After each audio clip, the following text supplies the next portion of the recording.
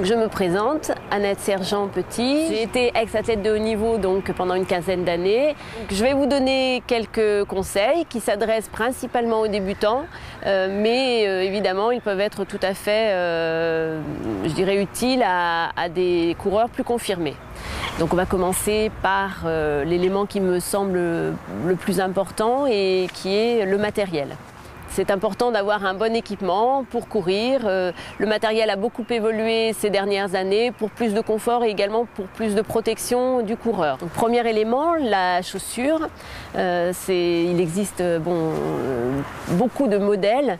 Donc on va choisir une paire de chaussures en fonction de sa pratique, de l'endroit où on pratique, de sa corpulence, de son pied, de sa qualité de foulée. Premier élément que je vais vous conseiller, ça va être l'accueil de la chaussure. Ce qu'on appelle l'accueil, c'est le confort du chaussant. Donc quand vous rentrez dans votre chaussure, il faut que vous soyez à l'aise, que vous le sentiez.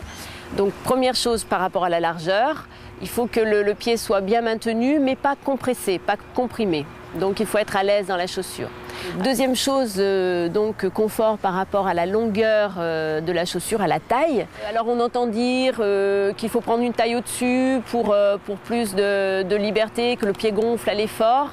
Après c'est tout à fait personnel. Moi je prends la taille juste, c'est-à-dire que je vais vous montrer mon pied.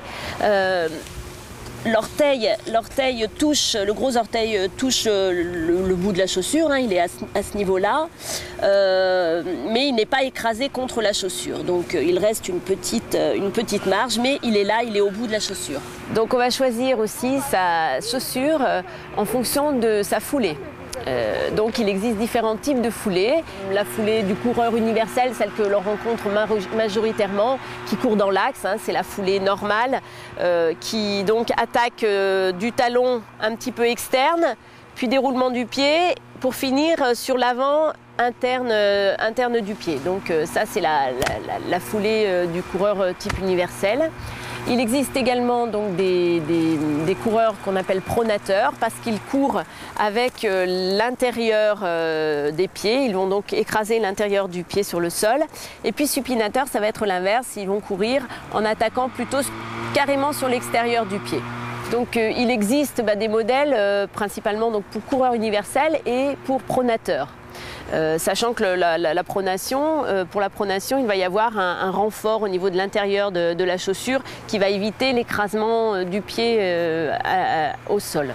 Donc deux types de chaussures, une semelle ici qui est assez lisse et donc qui est une chaussure de course sur route plutôt, et pour comparer avec une chaussure de trail avec beaucoup plus de crampons, d'accroches, et celle-ci donc qui va convenir à tous les terrains. Donc si vous courez sur les deux terrains, choisissez plutôt une chaussure avec de l'accroche. Celle-ci sera plutôt justement c'est une chaussure de compétition route, donc voilà, qui va adhérer facilement à la route. En tout cas, l'important c'est de réserver, je dirais, la chaussure plus légère de compétition réellement à la compétition et ne pas s'entraîner régulièrement avec.